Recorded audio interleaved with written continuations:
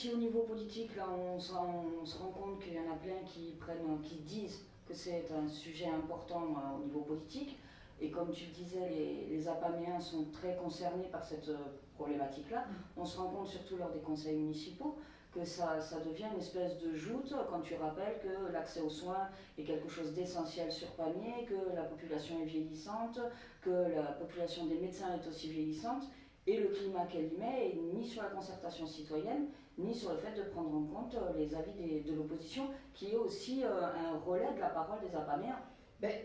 Déjà, de par son métier, je pense que la population a espéré qu'un médecin urgentiste viendrait inverser la tendance, déjà. C'est vrai que nous, on est porteurs d'une parole de la population, mais la population d'ailleurs s'exprime, elle sait, plusieurs personnes l'ont saisi sur ce sujet, mais elle-même, elle a quand même conscience de la difficulté des Apaméens. Alors il faut quand même, je reviens quand même à la difficulté qu'il y a. C'est vrai que les déserts médicaux, c'est un problème, pas apamien, c'est un problème national. C'est vrai que vu qu'il y a eu ce numerus clausus créé dans les années 70, vu que chacun, autant État que syndicat de médecins, tout le monde y a trouvé son compte, sauf la population n'a jamais donné son avis. Maintenant, il va falloir qu'elle le donne, parce que ça suffit. Alors, je reviens quand même aux projets. Les projets, il y a quand même, j'ai bien dit, il y a certains élus qui font des choses. Et on ne va pas aller bien loin. On va aller au FOSSAT. Le FOSSAT, maison de santé, il y a 32 professionnels de santé regroupés. On va aller à OSAT, où un centre de soins et de rééducation va être installé. Service qui existait sur Pamiers, mais qu'on a abandonné. Je vais parler aussi de Lavelanet. Alors Lavelanet, il y a quelques années, très peu d'années, les élus se sont mobilisés pour créer un centre de santé. Un centre de santé où les médecins sont salariés. Et je reviendrai peut-être après sur le salariat des médecins. J'en ai parlé ici localement. C'était fin de non-recevoir, Lavelanet allait couler, financièrement ça ne tenait pas la route. Enfin, c'était qu'un argument financier qui m'était opposé. Résultat, quand même, à Lavelanet a de plus en plus de médecins, et ce centre de santé s'agrandit. C'est-à-dire qu'un établissement dont Pamiers avait prédit la fin, il est en plein essor. Parce que oui, au début, c'est reconnu que les centres de santé ne bouclent pas financièrement. Mais c'est normal, il faut le temps que ça s'amortisse. Il n'y a aucun investissement qui amortit l'année suivante. Et en fait, Lavelanet réussit. Lavelanet réussit d'autant plus qu'ils vont avoir un médecin. Nous, à Pamiers, on détruit un hôpital, ce qui était un hôpital, dans la plus grosse ville du département. On en crée un Lavelanet. Voilà. Alors, on peut aller plus proche.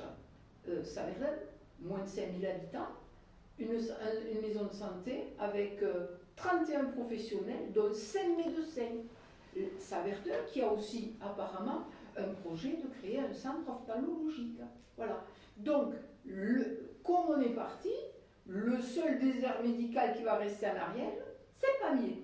Voilà. Donc on viendra, oui, à la résidence senior, mais il n'y en a que 114 qui iront et puis il faut les moyens. Et les autres, eh bien, ça va être à la Croix-la-Bannière. Voilà. On sera aussi bien servi que Kérigut, et encore, je ne sais pas, c'est pas un médecin à Kérigut. Voilà. Donc ce qui est particulièrement honteux. Donc, qu'est-ce qu'on va faire? C'est peut-être ça la question, parce que de râler, c'est usant. Il faut de l'espoir. Donc, qu'est-ce qu'on va faire? Qu'est-ce qu'on va faire? 100 fois sur le métier, remettez l'ouvrage. Donc, on ne peut pas faire, on va essayer de faire.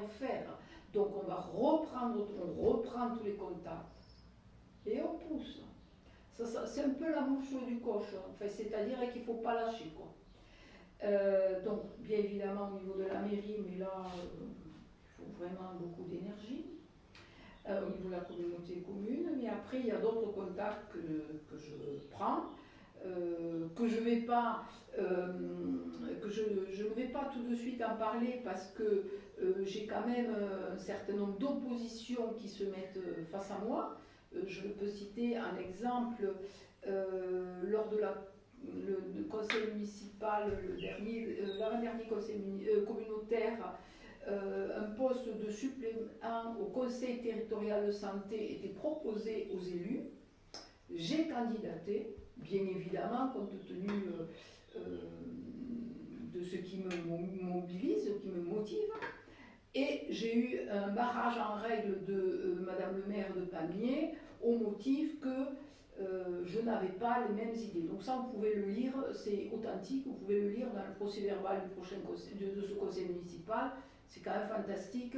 Je ne savais pas que on pouvait avoir des idées différentes quant à l'accès aux soins des gens. Les gens ont un droit aux soins, c'est un droit constitutionnel.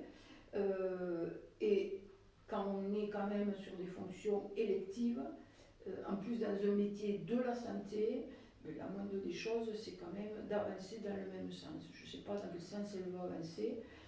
Moi, je pense qu'il faut des médecins à Pamiers. Alors, elle ne veut pas